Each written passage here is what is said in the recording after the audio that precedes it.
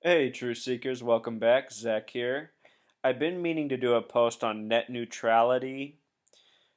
This is something our government has been working on for the better part of the last decade, and they finally made a decision last week on February 26th. Of course, the date of the decision is all full of coded numerology. We'll get into all that. I want to start, though, by just looking at this headline right here: Save the Internet. And it makes you go, well, what's to save? You know? Save the internet sums to 68 and 77 with the S exception using Pythagorean gematria. The American meridian's the 77th meridian. Founding fathers equals 77. The Pentagon is 77 feet tall. So this is a very important number in Washington, D.C., 77. Save the internet. But the numerology and gematria for the date is actually much more interesting.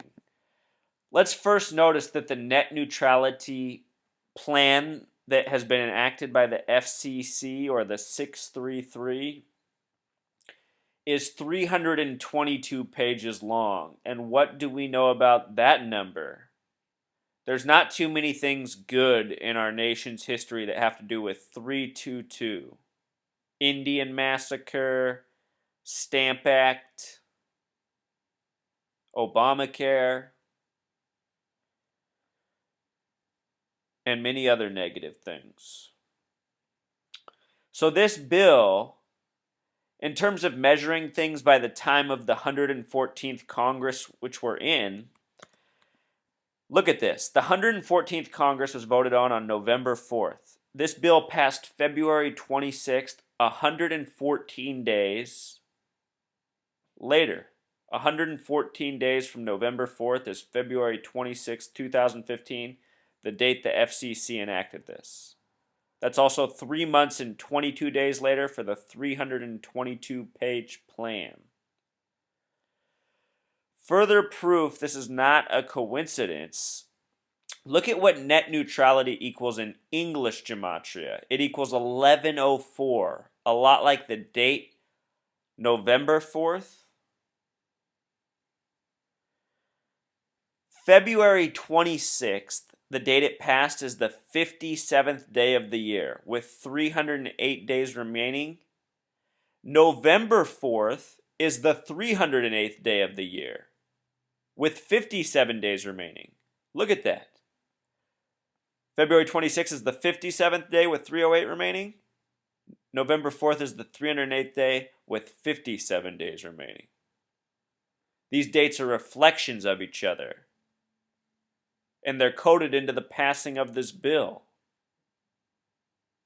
Isn't it crazy to think? It shows that all this stuff is pre-planned. It's not as the media presents it, as the FCC just finally passed it. It's been planned to pass on this date. And since when, that's hard to say. Possibly since the beginning of the internet. So, the question becomes why? Why are we getting net neutrality right now? Clearly, it's part of the bigger picture going on, the spy state being built, surveillance, cameras everywhere, data tracking. You know, it's been going on.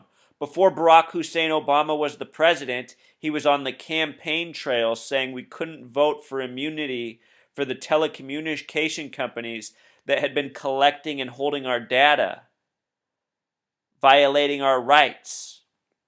But then when it came time to vote, Obama voted the opposite way of his rhetoric, showing you what type of person he really was.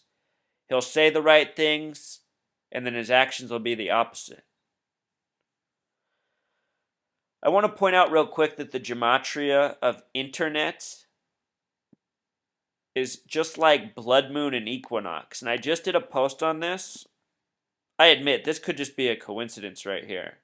Or this could be something about how all this is tied together. Because this legislation is passing in the time of these blood moons and equinoxes. We're very close to this special equinox.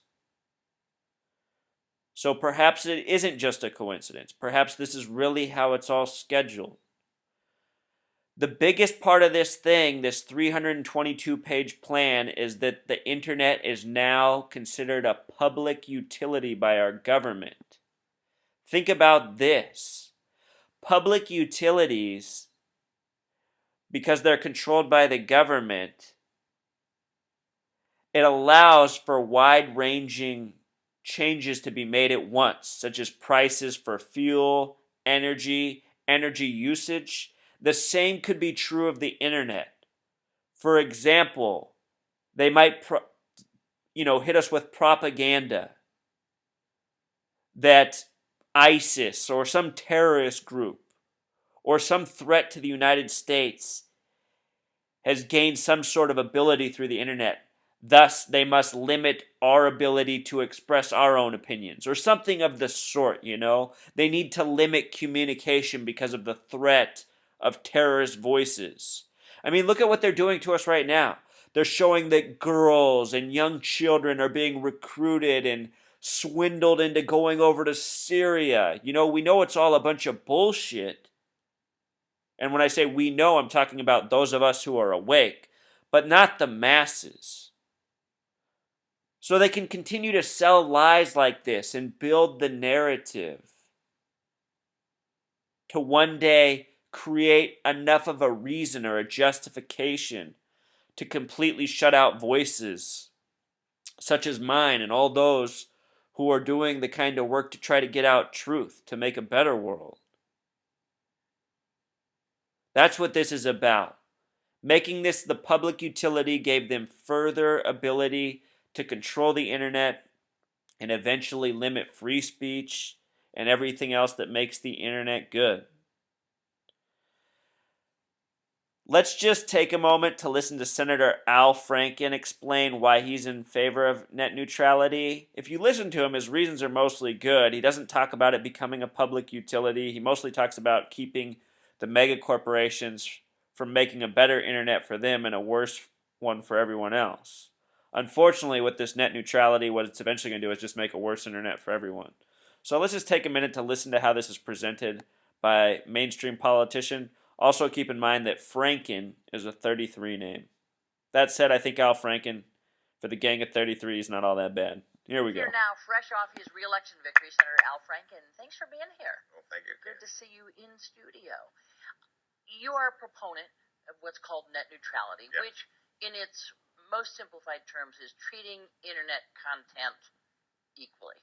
Right. No fast lanes, as Right. they say, for the big Amazon or Whoever can afford to pay for a fast lane and Right. broader width, and just a startup, all treated the same. Exactly.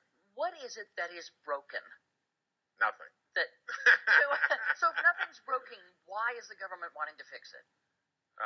Well, what's broken is that the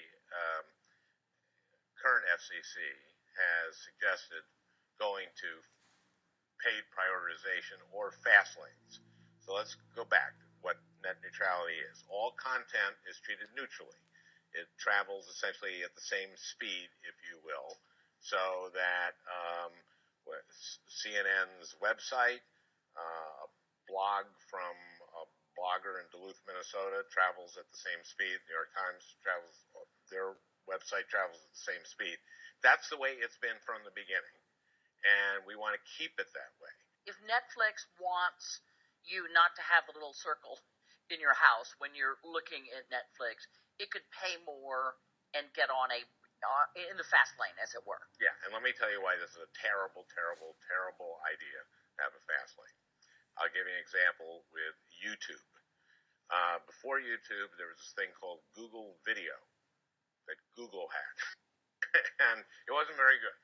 The guys who started YouTube were three guys over a pizzeria in San Mateo, California. It created a superior product, YouTube, and it traveled at the same speed as Google Video, and people liked YouTube better. So YouTube won because it was better.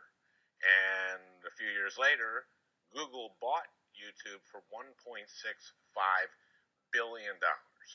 Okay, so this was three guys above a pizzeria. Facebook was started in a dorm room at a college.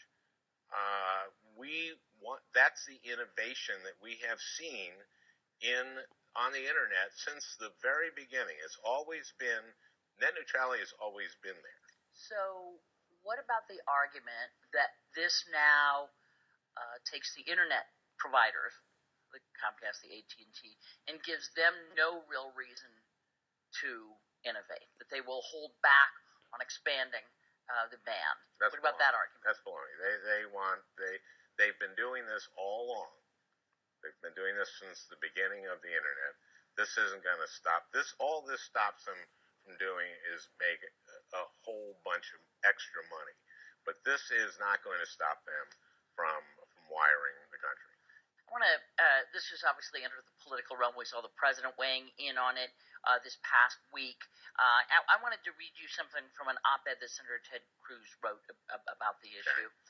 Net neutrality is Obamacare for the internet. It would put the government in charge of determining internet prices, terms of service, and what types of products and services can be delivered, leading to fewer choices, fewer opportunities, and higher prices. Government-regulated utilities invariably destroy innovation and freedom. Your reaction? He has it completely wrong. He just doesn't understand what this issue is. We've had net neutrality the entire history of the internet. So when he says this is the Obamacare, Obamacare was a government program that fixed something, that changed things. This is about reclassifying something so it stays the same. This would keep things exactly the same that they've been. And the pricing happens by the... All right, so anyway, that was enough. Al Franken essentially said the government's always had net neutrality and the point of this is to always keep it that way. But the fact that they made it a public utility seems to be what they slipped in and why all this coding is on top of it. Of course, 322 is associated with negative things, as is 114. This has to do with assassination. So maybe this is the beginning of the death of the internet as we know it.